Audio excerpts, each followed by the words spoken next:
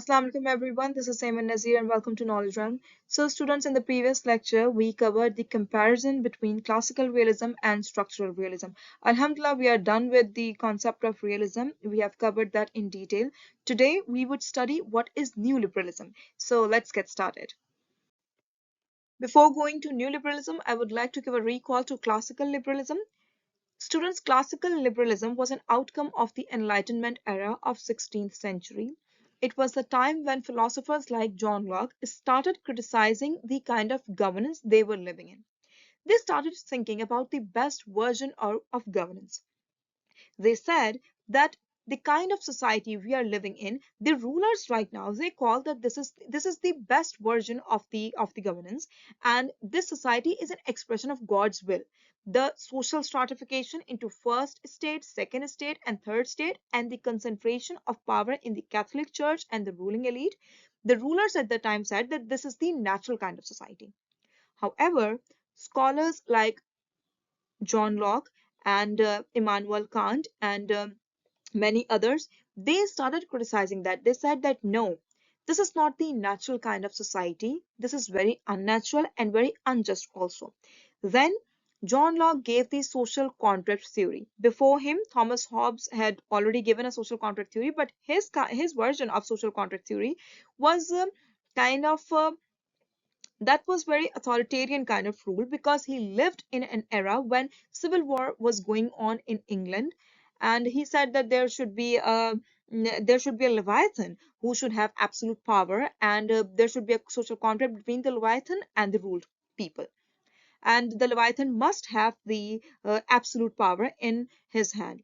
However, the version of John Locke's social contract theory was very liberal. He said that no, the ruler must not have absolute control over the power. The ruler must ensure that the human rights are fulfilled. What kinds of right? The right of life, liberty, and property. These rights of people, these rights of nations must be fulfilled at the national level. He said that there should be constitutionally guaranteed rights at the state level.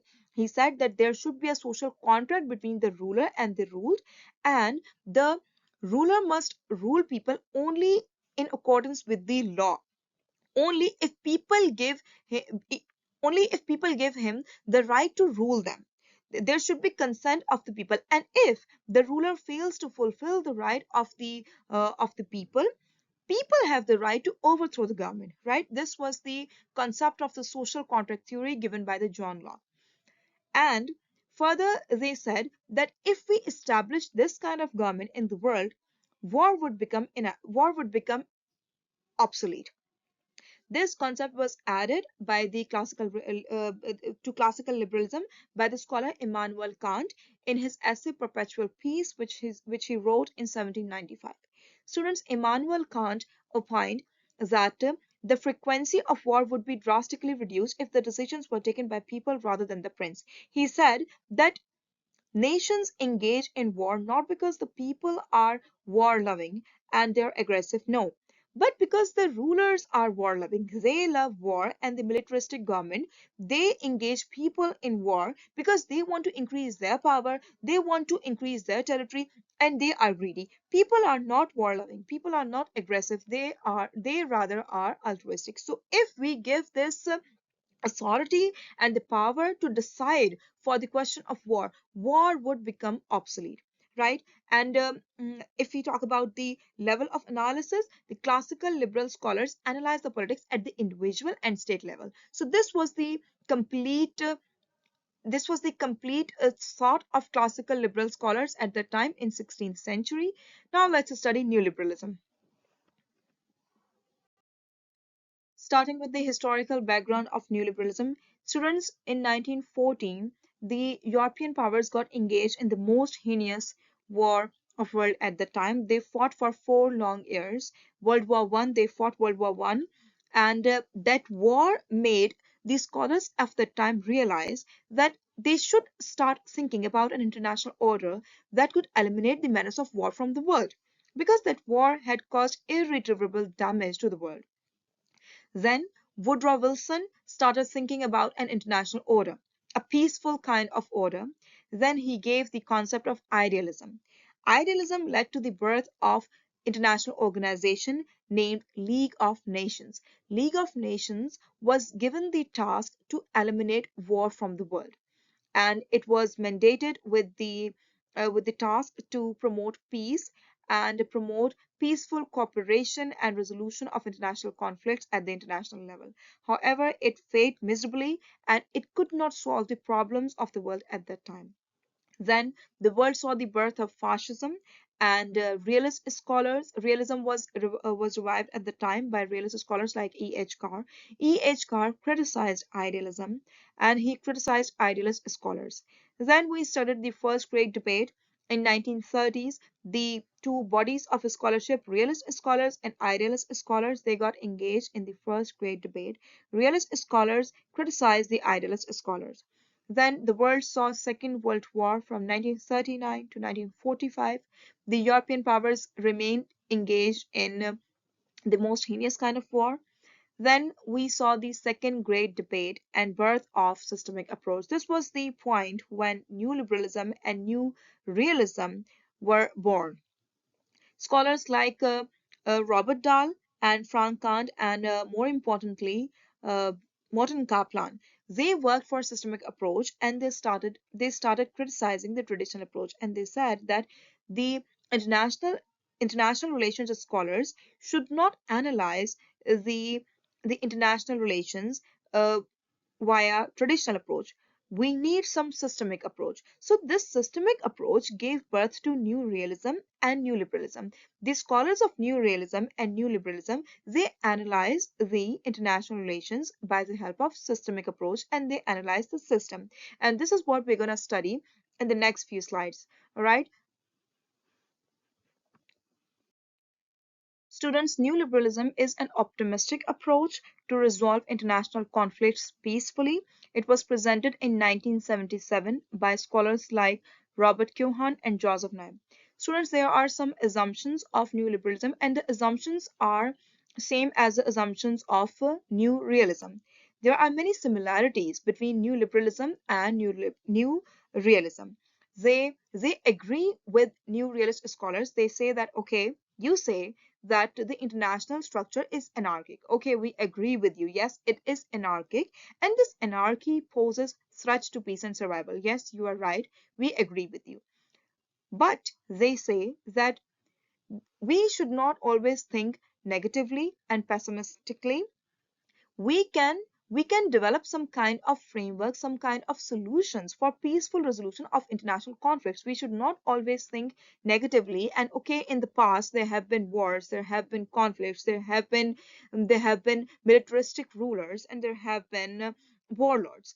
But for the future, we can develop some kind of institutions, some kind of rules, some kind of laws that would eliminate the menace of war. So they provide a framework for peaceful resolution of international conflicts. So in this way, we can say that neoliberalism was actually an optimistic approach to resolve international conflicts peacefully.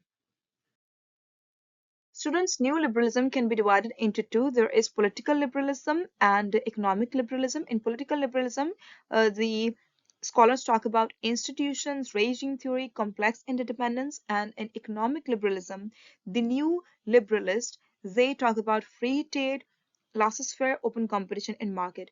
Today, we're not going to focus on these two, laissez-faire and open competition and market. These two happen at the national level. Today, let's keep the scope till here. We're going to talk about the political liberalism. I'm going to explain this, how these institutions, regime theory, complex interdependence, and free trade among nations, how all these four aspects of new liberalism promote peace in the world. Today, let's just keep this scope, the scope till here. I'm gonna keep these two concepts reserved for the international political economy chapter. I would explain these two in that chapter in detail. All right.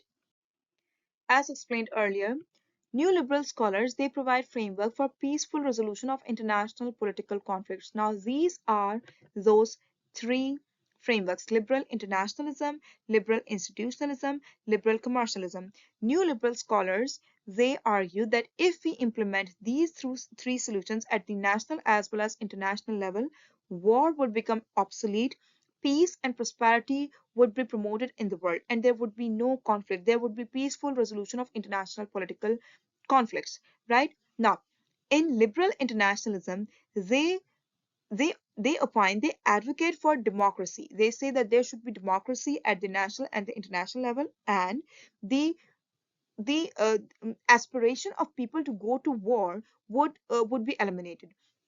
About liberal institutionalism, they say that there should be liberal institutes, like United Nations, World Trade Organization, Permanent Court of Arbitration, and United Nations Framework Convention on Climate Change. They say that these liberal institutions can promote trust and transparency among nations, right? Then there is liberal commercialism. They say that there should be complex interdependency among nations. In this way, we can eliminate war. Not only can we eliminate war, but we can promote peace and economic prosperity in the world, right? So in the next slides, I'm going to explain these three one by one in detail, and I'm going to give very good examples of these three as well. Liberal internationalism, a medicine for violence and war.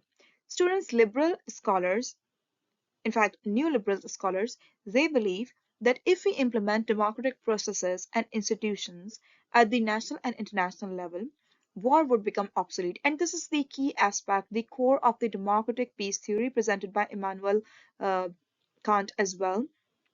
He opines that wars are profitable for the arms industries and the military aristocrats, but they are disastrous for those who fight and those who die in the battlefield. Wars are profitable only for the ruling elite, not for the common citizens. Common citizens are peaceful, they are peace loving, and they do not want war. So, neoliberal scholars believe that if we implement democracy at the national and international level, there would not be any war. They say that liberal states founded on individual rights such as equality before the law, free speech, and civil liberty, respect for private property and representative government, would not have the same appetite for conflict and war. In liberal states, in democratic states, new liberal scholars argue that the rulers who are chosen by people, they are accountable to people. And when they are accountable to people, they do not unreasonably engage the entire nations in war, right? So they say that liberalism and democracy, this is the medicine for violence and war. There are two examples. I have added the pictures, the images. Here is the Hitler and Mussolini. These are the two militaristic rulers of Germany and Italy, respectively. They engaged Europe in war unreasonably, and their governments were undemocratic. And take the example of Tsar Nicholas II as well, the Tsar of Russia. He engaged the whole Russia, the great Russia, in World War One very undemocratically. People at the time were not in favor of of getting plunged in the war, World War One. People were hungry at the time. There was hunger in Russia. The only thing they wanted was food and economic prosperity. However, Tsar Nicholas II, who was hungry for power and who wanted to diverge the attention of people from hunger to the war, he engaged the whole nation in the war because he had the absolute control over power. So liberal scholars, they opine that if we eliminate this absolutism and if we give power to the people, if we implement democracy at the national and international level, there would be no war because people would not want war. Take the example of Vietnam War, the very heinous kind of war fought by America in Vietnam. America withdrew from Vietnam. Why? Because democracy was implemented in America at the time, and the people started protesting against the war policies of America. People started demanding the withdrawal of troops from Vietnam. So, under the pressure of people, under the popular pressure, the government of America at that time withdrew from Vietnam. So, it means that when people have the power, when the people have the authority to choose between war and peace, the governments, they cannot go against the will of people. They cannot go against the popular will, right? So this is the core This is the core of democratic peace theory, and this is what the neoliberals argue about. And they say that liberal internationalism is a medicine for violence and war because democratic governments, they do not go for war. Liberal institutionalism, the most interesting aspect of neoliberalism. And students, this aspect is particular to neoliberalism. It was originally presented by neoliberal scholars. If we talk about liberal internationalism and liberal commercialism, that is complex interdependence and free trade, those two aspects had already been presented by classical liberal scholars, right? As Immanuel Kant had already given that concept of liberal internationalism and democratic peace theory and the free trade also. But if we talk about liberal institutionalism, it was the new liberalism that originally presented this concept of institutions. Neoliberal scholars like Robert Keohane and Joseph Nye, they emphasized a lot on liberal institutionalism. So it was originally presented by them, right? So what is this concept? Students, they opine that institutions can can eliminate mistrust between states. This is also called regime theory. It was presented by Robert Keohane and Joseph Nye in their book Theory of Interdependence. They opine that there's a mistrust between states, as argued by realist scholars, right? What do realist scholars argue about? They say that there is mistrust between states, and because of this mistrust, there is security dilemma, and states refrain from cooperation, right? But neoliberal scholars, they opine that if we develop some institutions, these institutions can help in elimination of mistrust between states. These institutions can promote transparency, they can provide information to states, and they can promote cooperation at the international level. And in that way, they can promote the violence and violent means of conflict resolution, right? Now, what do these institutions mean? Institutions mean sets of rules which govern state behavior in specific policy areas, right? Like laws of seas, like laws of trade, and other laws, some kind of laws that promote cooperation between states, right? Now these institutions provide frameworks for communication, they reduce transaction costs, they increase transparency, which builds trust and helps states cooperate. Institutions assume the role of encouraging cooperative habits, monitoring compliance, and sanctioning defectors by ensuring transparency. Keohane and Nye have explained how, via membership of international institutions, states can significantly broaden their conceptions of self interest in order to widen the scope for cooperation, right? Keohane and Joseph Nye, they opine that states do not go for relative gain, they go for absolute gain. And these institutions can provide information to nations regarding absolute gain. They can promote cooperation among nations, right? They say that compliance with the rules of these organizations not only discourages the narrow pursuit of national interest, it also weakens the meaning and appeal of state sovereignty due to iterated games and reciprocity. Students, this is a very interesting concept of iterated games. Joseph Nye and Robert Keohane, they claim that states are not like individuals who would just interact once in life and then would never interact again, right? They say that states, especially those states which share border, they interact repetitively. They would interact they would interact all their life, right, until they become eliminated from the international society. So this is iterated games. For example, Pakistan and India, they would interact today, tomorrow, and for the rest of their lives. So when there is iterated games, states cannot always betray each other, right? So when there is iterated games, they must resort to compliance with the rules of these organizations, right? And they must understand this, that we are neighbors to each other, and we cannot constantly betray each other. We cannot live in conflict, we cannot live in war, in violence, and we should not disturb peace always.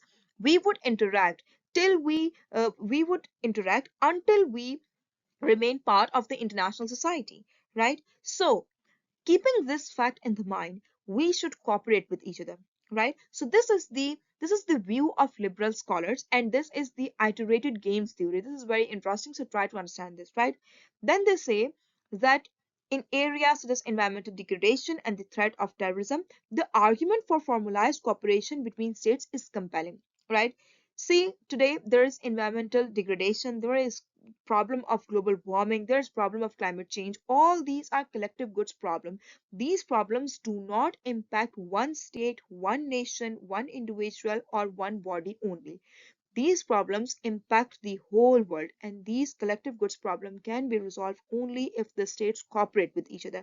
And this is where the liberal institutionalism concept comes into play, right? This is what the new liberals argue about. They say that only cooperation can help in resolution of these problems. Terrorism can only be eliminated if India and Pakistan, China, Uzbekistan, all these, and Afghanistan as well, all these nations must cooperate to eliminate the threat of terrorism.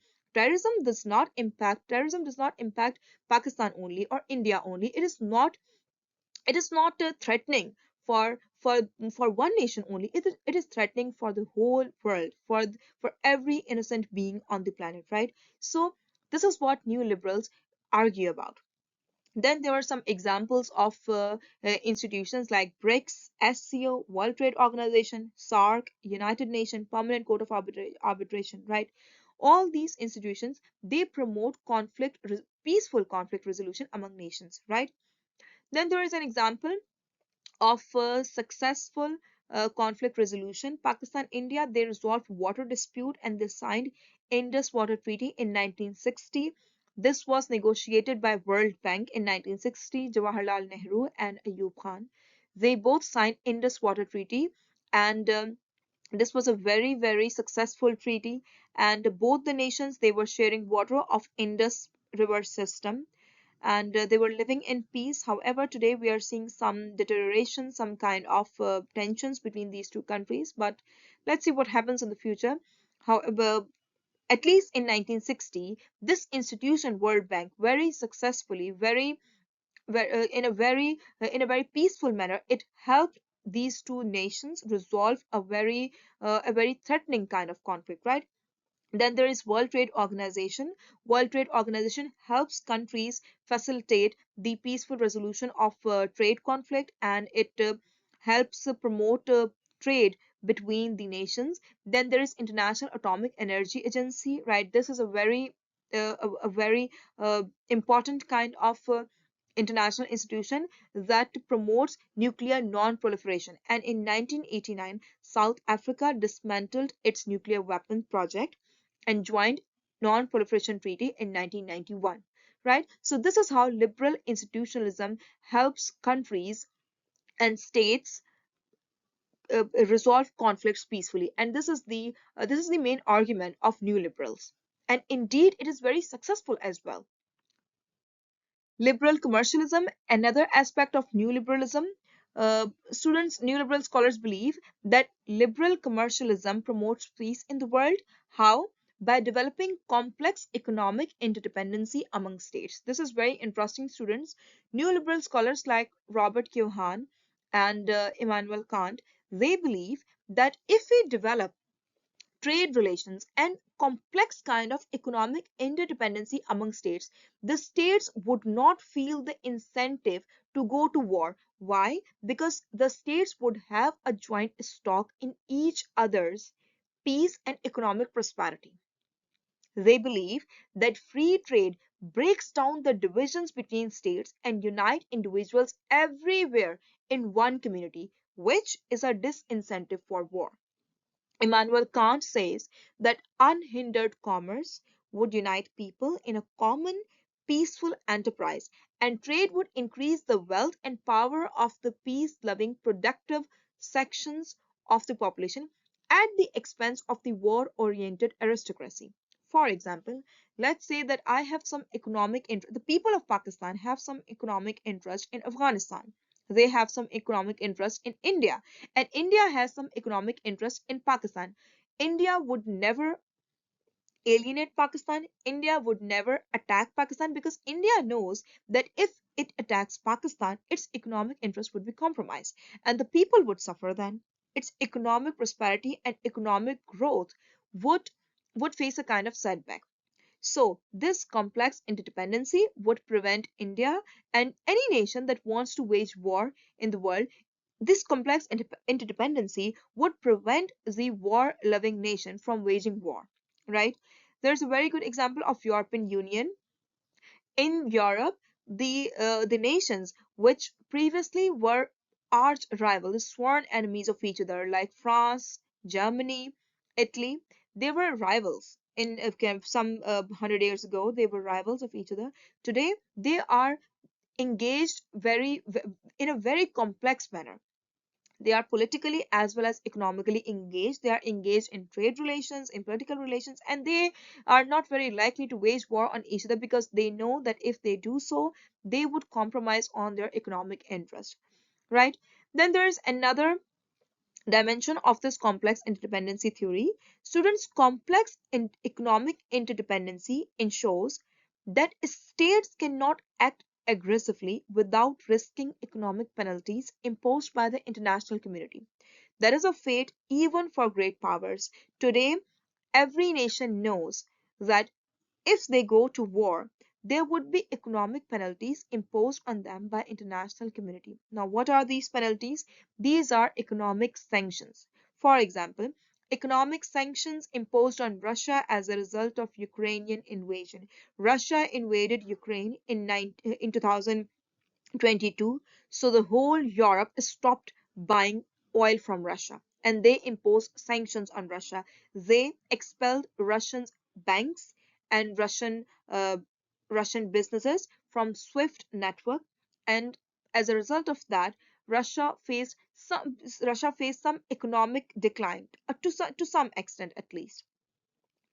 Now we can take the example of China as well. Students, this complex interdependency is very interesting. It prevents nations from behaving aggressively. Take the example of Trump trade tariff war. In 2025, Trump 2.0, when Trump administration imposed tariffs on the whole world, on the friends as well as foes. It imposed tariffs on China. But what China did? China was exporting rare earth elements which are very, very crucial for economic development of a nation right now. China was exporting these rare earth elements to the USA. USA imposed tariff on China. What China did? China banned the export of these elements to the USA. And according to United States Geological Survey Mineral Commodity Summary of 2025, this is very recent. This is updated data. I read it while I was preparing. US imports 50% of the non-fuel mineral commodities from China. We all know that in China, there 60% of the rare earth elements are located in China. China has a monopoly on rare earth elements, and today if any nation want to prosper economically, it must have the rare earth elements, and almost all the world is buying rare earth elements from China.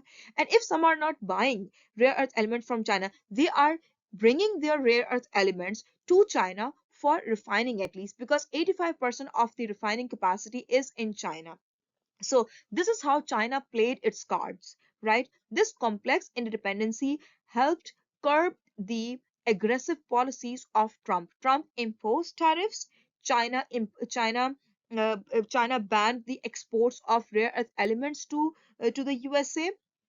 Then Trump reduced tariffs on China and all other nations as well, right? So this is how complex interdependency works in the world. This is how complex interdependency prevents evil powers from violating the rights of people, right? So this is how new liberals, they they this is what they argue about liberal commercialism. So this is how neoliberalism helps countries promote peace and economic prosperity in the world. And the countries refrain from resorting to war and violence in resolution of their conflictual interest. Now let's take a real life example from the current situation of this neoliberalism. Students today, Afghanistan and Pakistan are involved in a kind of war, and there are tensions between these two neighbors. And neoliberal scholars, they argue that we can reduce this tension and we can promote peaceful relations and peaceful cooperation between these two countries by by creating a kind of complex interdependency between these two nations. How can we do that? We can do that by coming into free trade agreement. There is a free trade agreement between Pakistan and Afghanistan, that is Afghanistan Pakistan transit trade agreement here. Pakistan and Afghanistan signed this agreement in 2010. According to this agreement, Afghanistan, which is a landlocked country, it has no access to sea. Afghanistan can use Pakistan's land and Pakistan ports, that is Gwadar, Karachi, and Port Qasim, to expand its trade relations in the world. Not only it can export its goods, but it can import also, which is more important for Afghanistan because Afghanistan does not have a lot of cultivable lands and there are only rocks and mountains, right? So Afghanistan is indeed excessively dependent on Pakistan. If we increase this dependency and if we come into free trade agreements and if we increase complex interdependency, the propensity for war, violence, and military strikes, attacks from both sides would decrease, right? Then we must increase some kind of infrastructure development as well. There's a very important urban Uzbekistan, Afghanistan, Pakistan transit railway.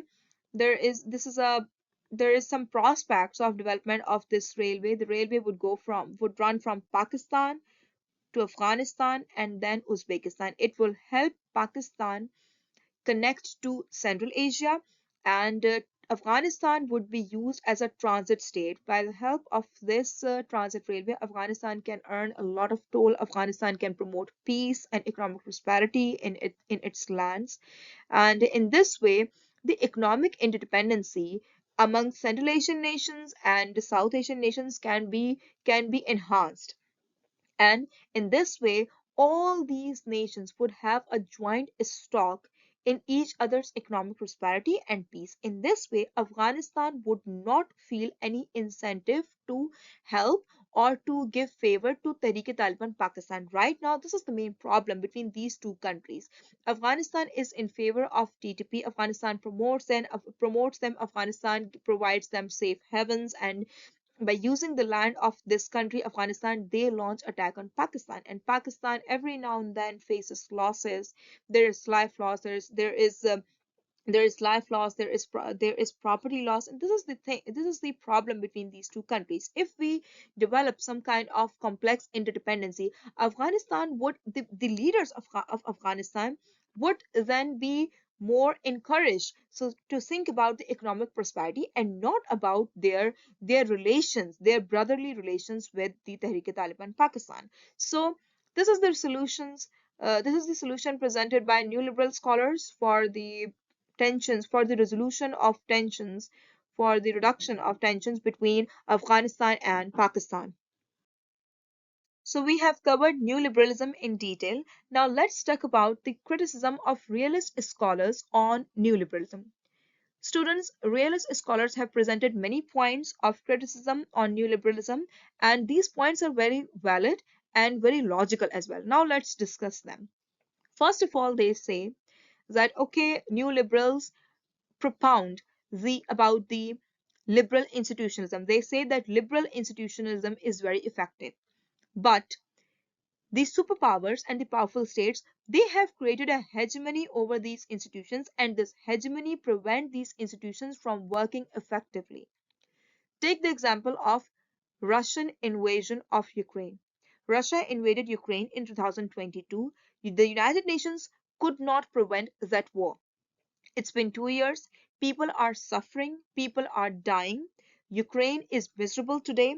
But the United Nations could not prevent this war. Why? Because Russia is one of the P5 states. Russia always vetoes every resolution of ceasefire.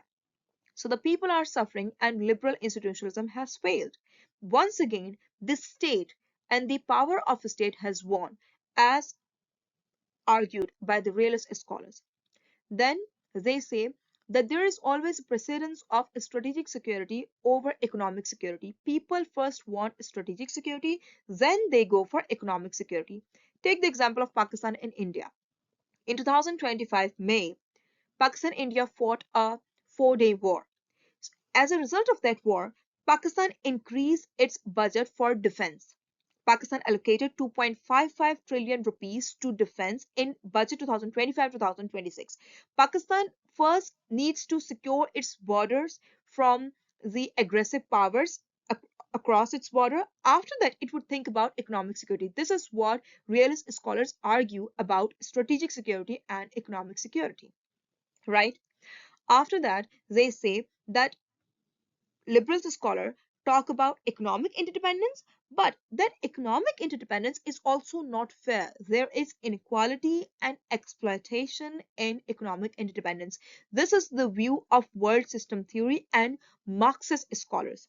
They say that neoliberal institutions, they reinforce global inequality and they benefit wealthier states. How they do this? Because wealthier states and powerful states, they have a hegemony over these financial institutions like IMF and World Bank, right? And they develop policies, they make policies, those policies that favor the wealthier states. Take the example of debt servicing, foreign debt. Poor states take loans from IMF and World Bank for economic prosperity. But what happens afterwards? They get plunged in vicious circle of debt. The debts are so heavy that instead of investing in economic prosperity, they get involved in a vicious circle of debt and they get plunged into that circle of debt. In international debt report published by World Bank in 2025, the poor states paid $1.4 trillion in debt servicing. This is the heavy amount they paid to IMF and World Bank. And from IMF and World Bank, this money was received by the wealthier states. So, in this way, neoliberal institutions reinforce global inequality and benefit wealthier states. They earn from this debt servicing, and this debt servicing increases the economic inequality. So, this is how realist scholars criticize neoliberal scholars. So, students, Alhamdulillah, we are done with this concept of neoliberalism. We have covered this in detail. Now, all those who have attended this lecture and who have learned something from this, they are definitely now able to apply this concept of neoliberalism and all this criticism of realist on neoliberalism on the real international relations and all the policies of states. So, Alhamdulillah, we are done with this concept today. Inshallah, in the next lecture, I would try to cover new debate. For today, that's all. Thank you. Allah Hafiz.